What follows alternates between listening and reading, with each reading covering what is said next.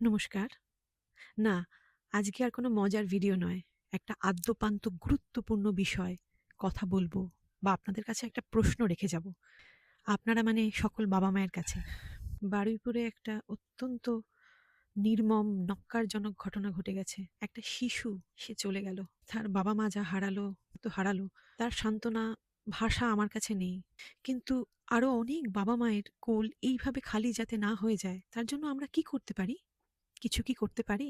বারুইপুর, নির্ভয়া, অভয়া, কামদুনি এবং এরকম আরো হাজারো হাজারো অনেক ঘটনায় জানি বাবা মায়েদের হয়তো কিছু করার ছিল না, কিন্তু এরকম আরো লক্ষাধিক ঘটনা ঘটে যেখানে আমাদের মানে বাবা মায়েদেরও করার একটু কিছু তো থাকেই। বাবা মা হিসেবে একটা জিনিস কিন্তু আমরা করতে পারি, এটা হলো শোনা, জানা। বাচ্চা যখন বাবা মায়ের কাছে বিপদে পড়ে আশ্রয় চাইতে আসে, তাদের আশ্রয় দেওয়া, ভয় না দেখানো। আজ যা ঘটে গেছে তার কারণ নির্ধারণ করা খুব মুশকিল। বিকৃত মানসিকতা কিভাবে আসে, মানুষের মধ্যে কিভাবে এর বীজ বপিত হয়, যৌন নিগ্রহ, নিপীড়ন, অত্যাচার শুধু যে পুরুষদের কাছ থেকে আসে তা কিন্তু নয়, মহিলারাও কিন্তু করেন অত্যাচার। এটা ভুলে গেলে চলবে না। দানবের কোনো লিঙ্গ হয় না। আজ একটা ঘটনা ঘটেছে, সেই জন্য সবাই নড়ে চড়ে বসেছি, কিন্তু এরকম ঘটনা লাখে লাখে কোটিতে কোটিতে রোজ ঘটে চলেছে, প্রতিদিন প্রতিক্ষণে। পরিসংখ্যান অনুযায়ী কিছু দেশে সংখ্যায় এই ধরনের অত্যাচার, দুর্ভাগ্যজনক ঘটনা অনেক বেশি হয় এবং দুর্ভাগ্যবশত আমাদের দেশ তাদের মধ্যে অন্যতম। প্রতি মিনিটে কত শিশু নির্যাতিত হচ্ছে, যৌন নিগ্রহের শিকার হচ্ছে। আচ্ছা, এখানে আমার একটা প্রশ্ন আছে।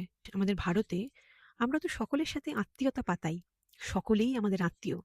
পাড়াতে নতুন একজন দম্পতি এসেছে, তাদেরকে চিনি না, কিন্তু বাচ্চাকে বলতে শেখাই অমুক কাকু, অমুক কাকিমা।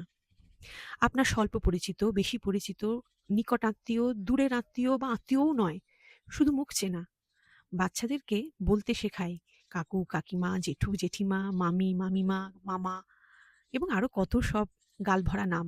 গালভরা কথাটা বললাম তার কারণ, এই যে নামগুলো, এগুলোর একটা মর্যাদা আছে, একটা মাধুর্য আছে। কাকু, জেঠু, মামা, কাকিমা, জেঠিমা, মামিমা এরা খুব আদরের নামগুলো, ডাকগুলো, পরিচয়গুলো এবং সম্পর্কগুলো। এখানে ভয়ের স্থান থাকা উচিত নয়। বাচ্চাদেরকে যখন এইসব নামে কাউকে ডাকতে শেখাই, তখন কি আমরাও মনে রাখি বাবা মা হিসেবে যে সেই ব্যক্তি সেই নামের যোগ্য কিনা, বা আমার বাচ্চা চায় কিনা তাদেরকে সেই নামে ডাকতে? খতিয়ে দেখলে দেখবেন ৫০%রও বেশি যৌন নিগ্রহ, অত্যাচার, নিপীড়ন খুব কাছের লোকের কাছ থেকেই আসে। এই যে গালভরা নামগুলো বললাম, এরকম কোনো মানুষের কাছ থেকেই। শিশুরা হয়তো অনেক সময় বাবা মায়ের কাছে আসে বলতে, বাবা-মা হিসেবে তখন আমরা শুনি, আমাদের কাছে আশ্রয় চায়। আমাদের ১ম রিঅ্যাকশন কি হয়? ছি, ছি! এ কি বলছো? উনি তোমার অমুক হন না? সেই ব্যক্তির সামনে দাঁড়িয়ে এটা বলার সৎসাহস আমাদের মধ্যে থাকে না যে, তোমার এত দুঃসাহস? তুমি আমার সন্তানকে নিগ্রহ করো? বিচার চান? চাই কি আমরা বিচার? পেডোফিলিয়া একটি ক্যান্সারের থেকেও মারাত্মক রোগ, রোগই বলবো। কোনো সুস্থ মানুষের মধ্যে তো এটি থাকতেই পারে না। কিন্তু আছে, চুপি সারে বেড়ে চলেছে, শাখা প্রশাখা বিস্তার করে চলেছে, জানি না কিভাবে। মানুষের শুভ বুদ্ধি, চেতনা সমস্ত কিছুকে গ্রাস করে ফেলছে এই পেডোফিলিয়া নামক বিকৃত মানসিকতার একটি রোগ। বাচ্চাদেরকে না শোনার সমস্যাটা বিশ্বব্যাপী। আজ সকালে একটি ডাচ নিউজে দেখলাম, একটি স্কুলে একজন ফিজিক্যাল ট্রেনিং এর একজন টিচারকে ধরা হয়েছে। ধরা হয়েছে বহু বছর আগেই, তার কেসটি চলছিল। আজকে সকালে তার ভার্ডিক্ট পাওয়া গেছে যে তার কিছু বছরের জেল হবে। সে বহু বছর ধরে বহু শিশুকে নিগ্রহ করেছে, যৌন নিগ্রহ, নিপীড়ন, কুৎসিত সব ছবি তুলেছে, অথচ তারা সবাই তার খুব আদরের স্টুডেন্ট। এবং বাচ্চারা কত ভরসা করে একজন টিচারকে, সেই মর্যাদাটাকে উনি নষ্ট করেছেন।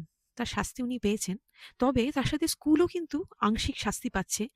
তার কারণ, জানা গেছে যে বাচ্চারা নাকি বহু বছর ধরেই স্কুলের কাছে গিয়ে আবেদন জানিয়েছে, অভিযোগ জানিয়েছে এই ব্যক্তির বিরুদ্ধে, যৌন নিগ্রহের বিরুদ্ধে, কিন্তু স্কুল সবসময় ধামাচাপা দিয়েছেন, এড়িয়ে গেছে।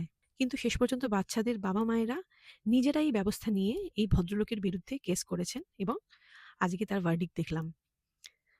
না শোনার সমস্যাটা তাহলে দেখছেন তো, ইউনিভার্সাল।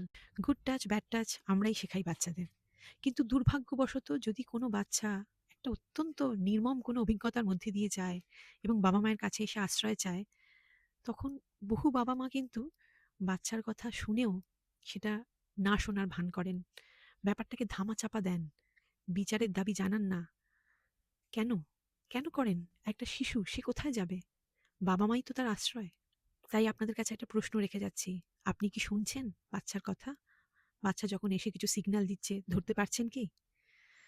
বাচ্চাকে সৎ সাহস দিচ্ছেন কি? যে কোনো রকমের খারাপ কিছু ঘটনা ঘটলে বা চোখের সামনে ঘটতে দেখলে প্রতিবাদ করো। সৎ সাহস দিচ্ছেন কি যে সে যখন প্রতিবাদ করবে তার পেছনে আপনি আছেন? বাচ্চার ভরসার জায়গাটা তৈরি করছেন কি? এটাই আমার প্রশ্ন সকল বাবা-মায়ের কাছে।